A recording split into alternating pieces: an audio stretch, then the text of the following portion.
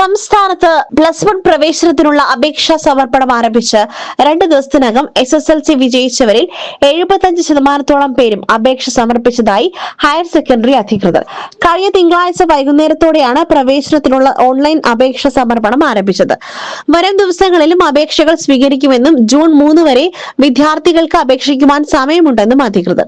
കഴിഞ്ഞ വർഷങ്ങളിൽ അപേക്ഷാ സമർപ്പണത്തിന്റെ ആദ്യ ദിവസങ്ങളിൽ വലിയ രീതിയിലുള്ള സാങ്കേതിക തടസ്സങ്ങളും സെർവർ ഡൗൺ ആകുന്ന പ്രശ്നങ്ങളും നേരിട്ടിരുന്നു. എന്നാൽ ഇത്തവണ അത്തരം സാങ്കേതിക ബുദ്ധിമുട്ടുകളൊന്നും തന്നെ ഉണ്ടാകാത്തതിനാലാണ് ചുരുങ്ങിയ ദിവസങ്ങൾക്കുള്ളിൽ ഇത്രയധികം അപേക്ഷകൾ വിജയകരമായി സമർപ്പിക്കുവാൻ സാധിച്ചതെന്ന് ഹയർ സെക്കൻഡറി വകുപ്പ് വിലയിരുത്തുന്നു. ഇത്തവണ സംസ്ഥാന സിലബസിൽ SSLC പരീക്ഷ വിജയിച്ചത് 4,10,456 പേരാണ്. ഇവരിൽ ഭൂരിഭാഗം പേരും ഇതിനകം പ്രവേശന നടപടികളിലേക്ക് കടന്നു കഴിഞ്ഞു.